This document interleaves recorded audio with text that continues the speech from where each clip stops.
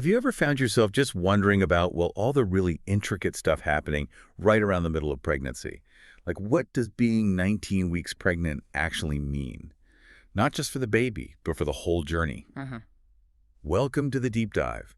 This is where we take your sources, articles, research, our own notes, and really dig in to find the most fascinating insights. Yeah. And today, we're doing a really comprehensive deep dive into exactly what's going on at 19 weeks pregnant, using some fantastic guidance from BabyCenter as our base, our aim, to give you not just facts, but real understanding, a shortcut to feeling truly informed about this key time. That's precisely it. Because look, this isn't just about checking boxes or noting symptoms as they pop up. Right. Our mission today is to help you really get the incredible complex changes happening, both inside the baby and, of course, inside the pregnant body itself. Makes sense. And we'll also touch on the practical stuff, the planning that starts feeling more real now, and even the emotional side of things, which can be pretty complex. It really can. So yeah, it's about giving you a clear, full, and honestly reassuring picture of the specific week, helping you feel genuinely informed and, ready for what's next on your own path. I couldn't agree more. So, okay, here's the plan. We'll start with the marvels of baby development, some truly tiny wonders. Then we'll navigate those sometimes surprising physical changes you might be feeling. After that, we tackle the practical planning side. And finally, we'll explore the emotional nuances. This is where the deep dive really shines, right? Offering context and connection, not just data. Exactly. Let's unpack it. Okay, let's kick things off with something truly astonishing about your baby at 19 weeks. Get this. Right now, something totally unique is forming on your baby, something that will last their entire life and make them distinct from literally everyone else. Wow. We're talking fingerprints and toe prints. Their own unique signature is being etched right now. It's pretty mind-blowing, isn't it? And what's really remarkable isn't just that they're forming, but the sheer intricacy of it all, especially this early on. How does it even work? Well, you have these tiny projections under the skin, the dermal papillae. They start pushing upwards, creating these ridges and furrows on the outer skin layer, the epidermis. Yeah. And these patterns, these swirls and lines on their tiny fingers and toes, they're becoming permanent right now. And the truly amazing part, they are 100% unique. Even for identical twins, I always wondered about that. Exactly. Even identical twins, they share almost the same DNA, but their fingerprints will be different. It's fascinating. Genetics sets the general pattern like arch, loop, or whorl, but the precise formation, that's influenced by the microenvironment in the womb. Things like the pressure of their fingers against the uterine wall, the amniotic fluid's density, even how different bits of skin grow at slightly different rates. Wow. So it's this incredible mark of individuality forming way before they even take their first breath. A signature for life. That is just astonishing. To think this tiny person, still tucked away, is already developing such a defining individual thing. Right. Shaped by both their genes and their little world in there. It's a powerful reminder that they're already a distinct human being. We can't see those tiny prints yet, but they're there, set in skin, proof of their unique identity starting to bloom. And while those external markers are forming, inside, things are just as busy, especially with sensory development. It's really taking off. What does that involve at this stage? Well, what's really foundational is how the brain is mapping things out. Specific neural pathways are being laid down, developing super fast. It's all preparation for the incredibly rich sensory world outside. So the brain's getting wired up. Precisely. Yeah. Specialized areas for smell, taste, hearing, vision, touch. They're all being designated. This isn't just physical growth, it's sophisticated neurological mapping. Billions of neurons connecting, wiring up their ability to perceive and interpret everything later on. Okay, so what does that mean for them right now inside the womb? It means their experience is getting way more nuanced. For example, the hearing center, the auditory cortex is developing so they can start picking up muffled sounds, your voice, maybe your partner's voice, even music. Their optic nerves are maturing too. The womb's dark, obviously, but they might start sensing strong light if it shines on your belly, differentiating light from dark. Interesting. And taste buds. They're developing so they're actually experiencing the amniotic fluids flavor, which changes based on what you eat. No way, really? Yes, so these early sensory inputs are absolutely crucial for their brain to build those foundational connections, to start making sense of their little world. It's like a nonstop symphony of development in there. That's just incredible. Their world is literally getting richer every day. Yeah.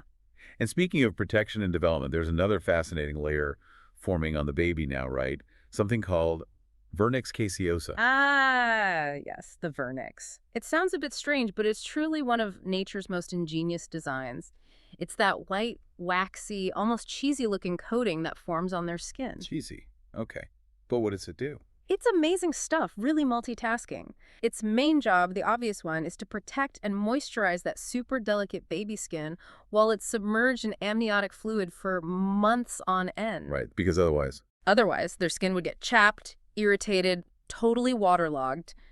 Think about your fingers after a long bath, times a million. Vernix prevents that. It's a natural, perfectly pH-balanced, waterproof barrier. Makes sense. But it does way more. It actually has antimicrobial properties. Yeah. So it helps guard against harmful bacteria, potentially reducing infection risk. Wow, okay. And here's the part that often surprises people. Vernix is also important for developing their lungs and digestive system. How? Well, babies swallow amniotic fluid, right? They swallow vernix along with it. This coating then lines the developing lungs, helping them mature, and it lubricates and helps develop the digestive tract too, preparing it for that first feed after birth. It's remarkably versatile. That is truly amazing. Yeah. So it's like a natural, biodegradable wetsuit, moisturizer, and internal lubricant all in one. That's a great way to put it. Perfectly designed for their aquatic home, with bonus benefits for internal organs. Just another example of nature's elegance. It really is. And all this intricate development, this protective coating, it translates into real measurable growth. By 19 weeks, your baby is about the size of a pomegranate. A pomegranate. Okay, I can picture that. What does that mean in, like, inches and ounces? Sure. Roughly 9.45 inches long from head to toe and weighing around 9.63 ounces. Wow. So almost 10 inches, over half a pound. Exactly. And think about the journey from just a tiny cluster of cells a few months ago to that size. It's incredible growth, and it means they're starting to take up noticeable space. Which leads us nicely into the next big topic. Yeah, The changes happening in your body to accommodate this little pomegranate. precisely. Because with all that activity inside, your body is adapting in major ways too. 19 weeks is often when new symptoms pop up or existing ones get, well, more intense, and some can be quite surprising. Like round ligament pain. I hear about that one a lot. Yes, that's a very common one. As your uterus keeps expanding, and it's expanding rapidly, those two round ligaments connecting the front of the uterus to your groin area have to stretch and thicken. And that stretching, that can cause what feels like a sharp stabbing or maybe a pulling sensation.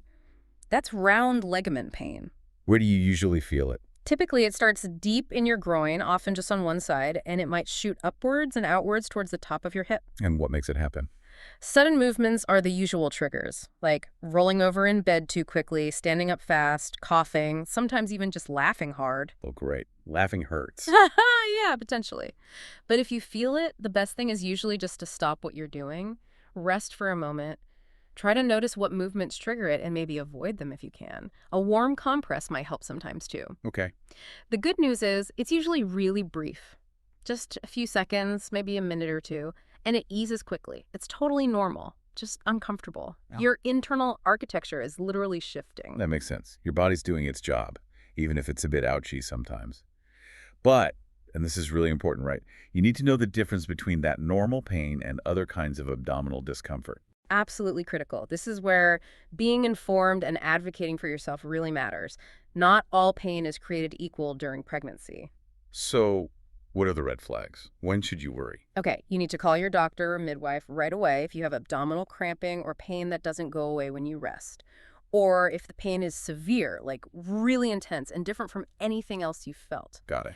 Also, big red flag if the pain comes with other symptoms like a fever, chills, dizziness, any vaginal bleeding, or a weird change in vaginal discharge. Okay, other symptoms are key. Yes, and pay attention to where the pain is. Pain high up in your abdomen needs checking out.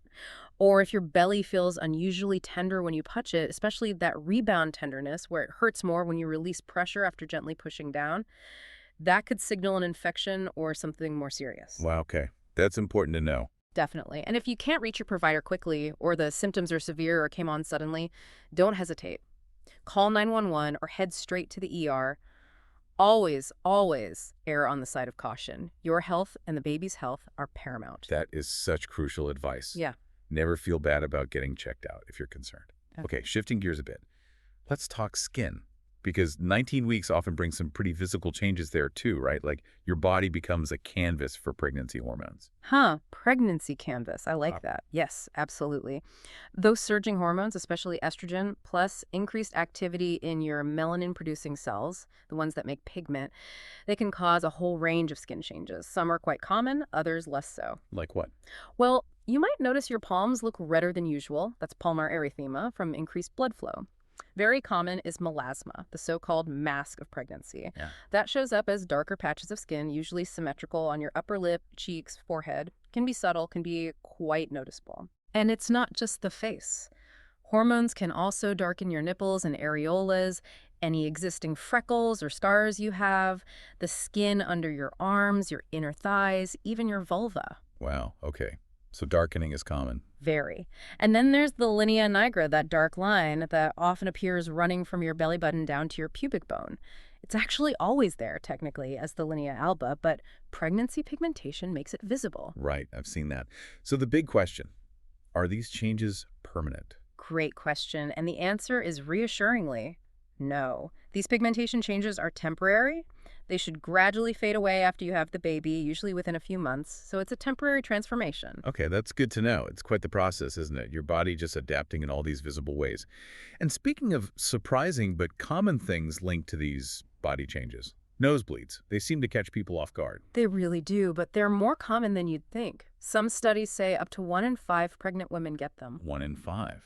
It ties back to that increased blood volume we mentioned. You have 40–50% more blood circulating. That, plus hormonal effects, makes the tiny blood vessels inside your nose expand and become much more fragile, easier to break. Oh, okay. And then things like having a cold, allergies, or even just dry air, like from central heating or air conditioning, can make it worse. Makes sense.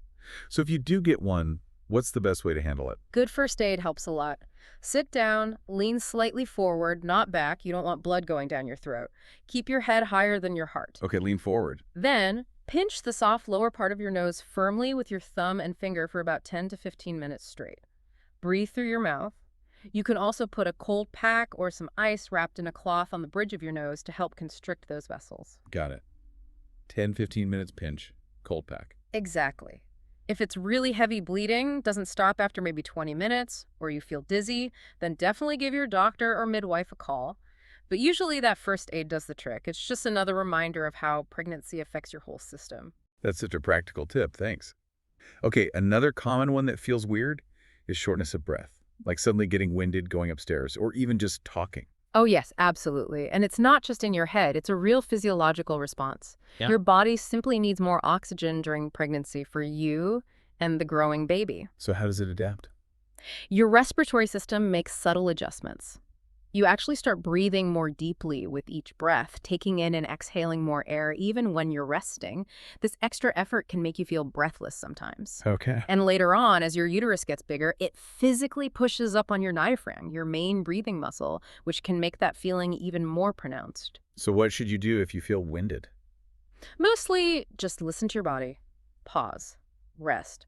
Don't push yourself too hard. Maintaining good posture can also help give your lungs a bit more room. But are there warning signs here too, like with the abdominal pain? Yes, absolutely crucial. If shortness of breath comes on suddenly or feels severe, or if it's accompanied by things like chest pain, a really rapid or irregular heartbeat, or feeling faint or dizzy that needs immediate attention, call your provider right away. And if you can't reach them? 911 or ER. Don't wait.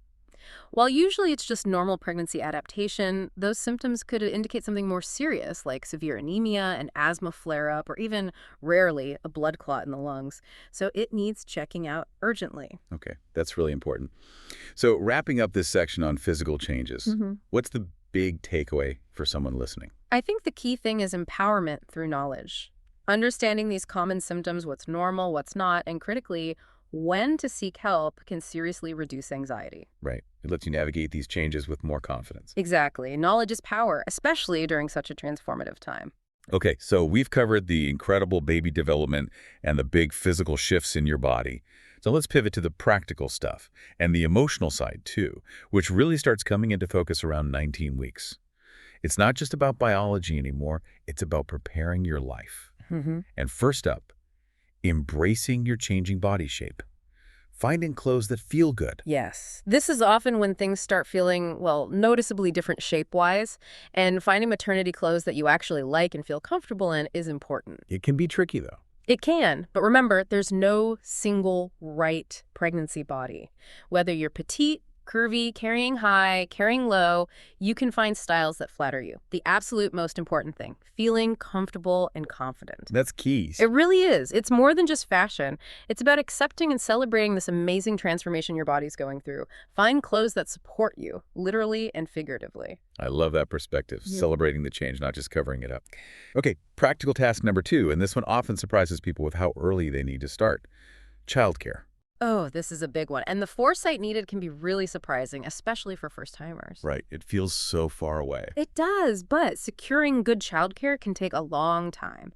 So if you know you'll need regular care, like daycare, a nanny, maybe even consistent family help, now is absolutely the time to start looking into options. Where do you even begin? Ask around. Local parent friends are your best resource. They'll have the real scoop on quality, availability, cost in your area. Online searches, local parenting groups are good too. Okay.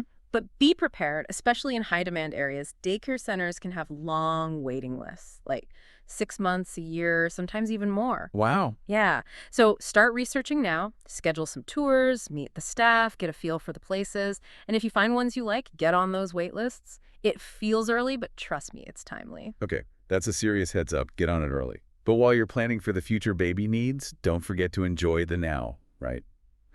This unique time before the baby arrives. Oh, absolutely crucial. This is such a precious window.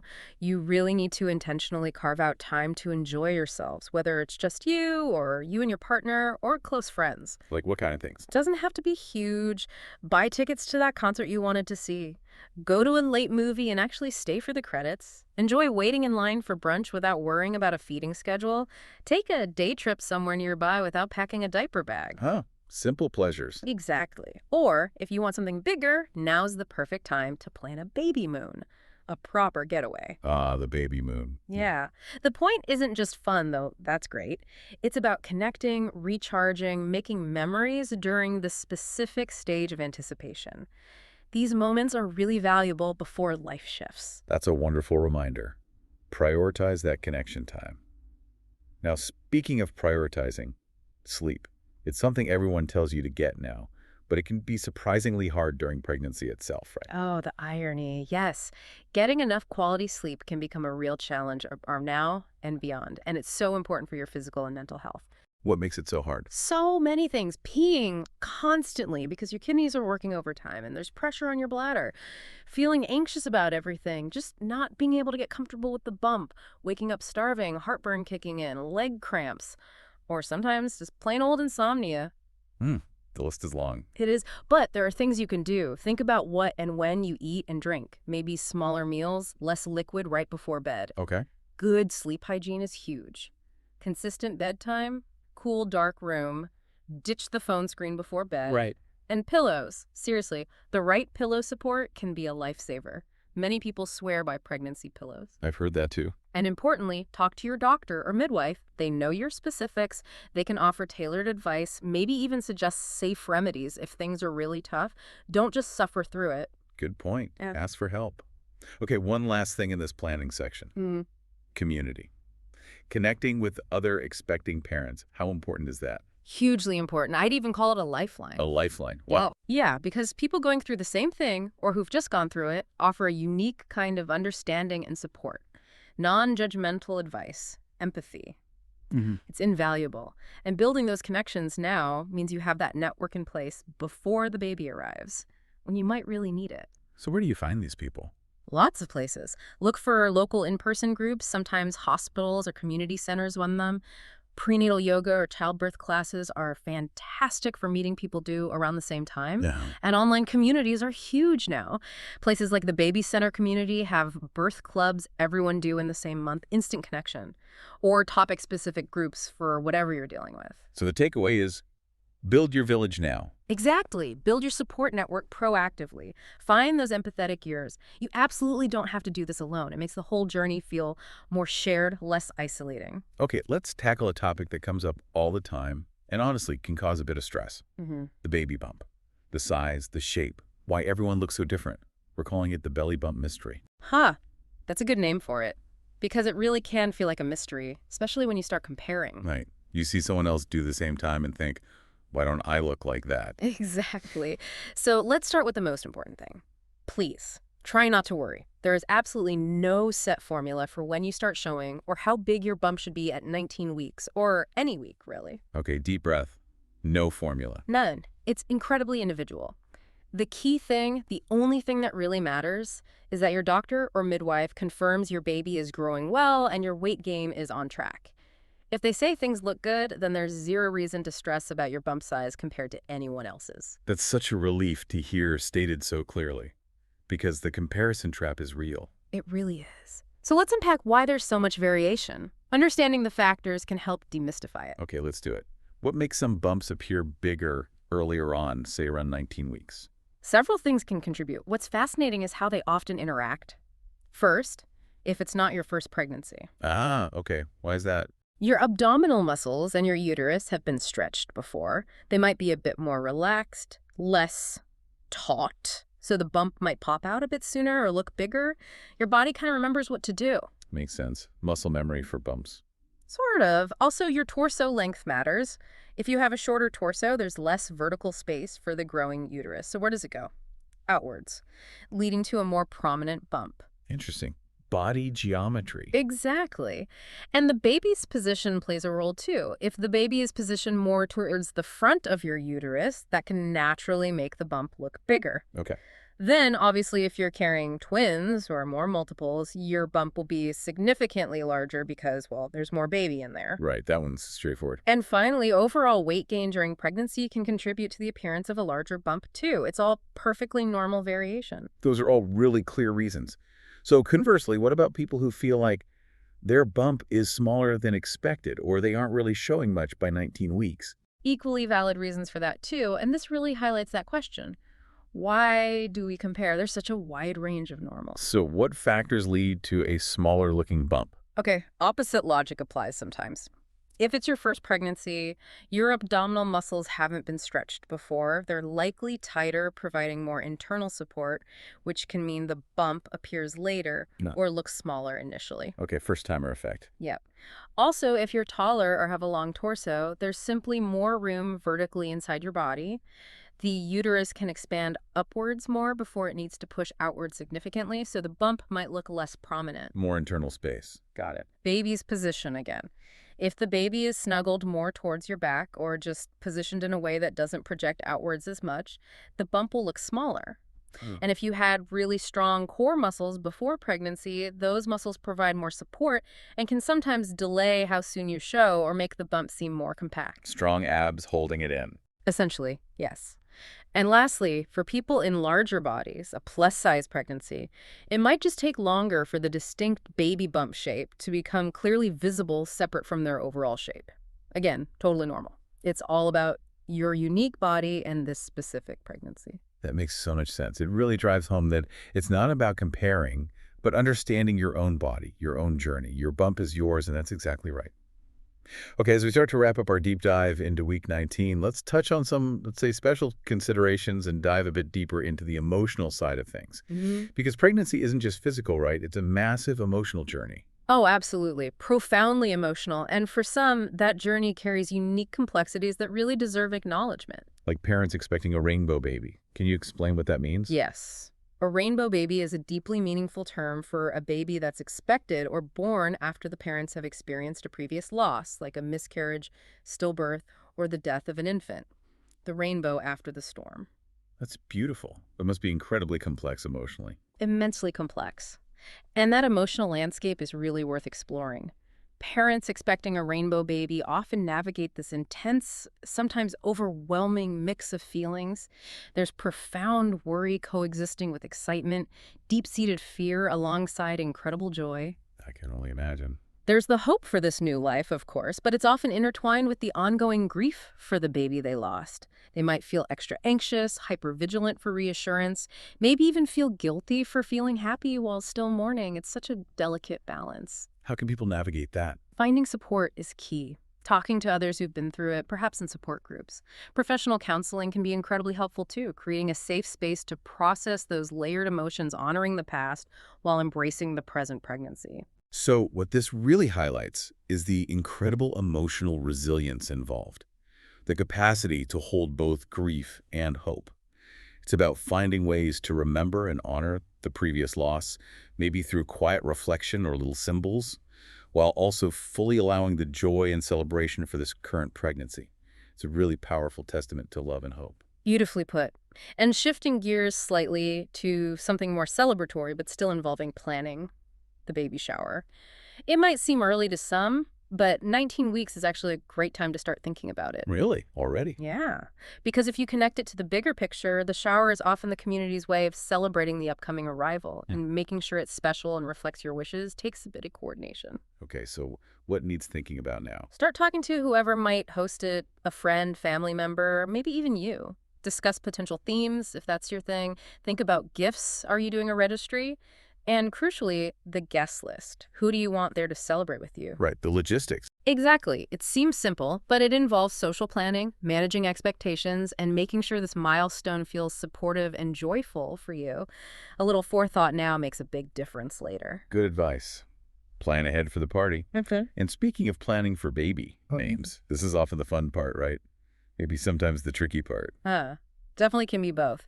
But yes, choosing a name is often one of the most enjoyable, creative aspects of pregnancy.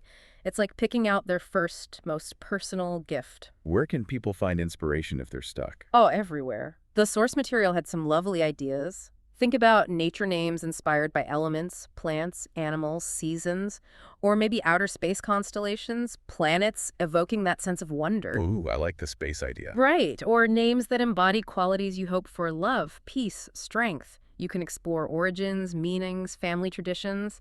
It's a chance to dream about this little person, and it can be a really nice bonding activity for partners too, discussing hopes and favorites. It really is their first gift, setting their identity. So yeah, have fun with it, explore. Definitely. And one last thing we found mentioned were these self-reflection quizzes. Things like finding your BabyCenter zodiac, or your nesting personality, or pregnancy style. Ah, yes, the online quizzes. Are they just for fun? Mostly fun, yes, but they can actually be surprisingly insightful. They offer a lighthearted way to just connect with your own experience, to explore your feelings, your preferences, maybe your energy levels, without any pressure or judgment. Like checking in with yourself. Exactly. Are you feeling that nesting urge? Is your energy surprisingly high, or are you needing more rest? How is your personal style adapting?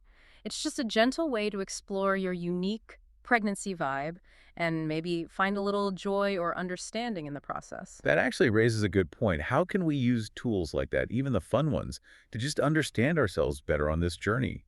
To find those moments of connection with our own unique experience. It's about self-reflection, really. Precisely. Finding insight in unexpected places. And just like that, we've journeyed all the way through the landscape of 19 weeks pregnant. Wow. We started with those incredible tiny details like fingerprints and senses developing. Amazing stuff. Then we navigated those physical changes, the aches, the skin stuff, the shortness of breath, the normal but sometimes surprising things. Wait, understanding what's typical. Then we moved into planning childcare, enjoying the before times, tackling sleep issues, building community. The practical and supportive side. And finally, we explored the emotional layers, the belly bump variations, the special journeys like rainbow babies, and even finding inspiration for names. It's been a true deep dive. It really has. And our goal, remember, was to give you that clear, comprehensive, and hopefully reassuring look at this specific week to help you feel genuinely informed. Yeah. Because every single pregnancy is so personal, so unique. It's this amazing blend of universal biology and your individual reality. Yeah. And hopefully you feel like you're gaining that knowledge, understanding the why behind the what's. Absolutely. So as you, our listener, reflect on all this, maybe consider how all these different pieces fit together. The vernix on your baby's skin, the size of your own bump, the feelings you're navigating. They're all part of your unique, evolving story. It makes you wonder, doesn't it? What new insight about your own journey, about this incredible process of life unfolding, will you discover next week or even tomorrow as you continue this remarkable transformation?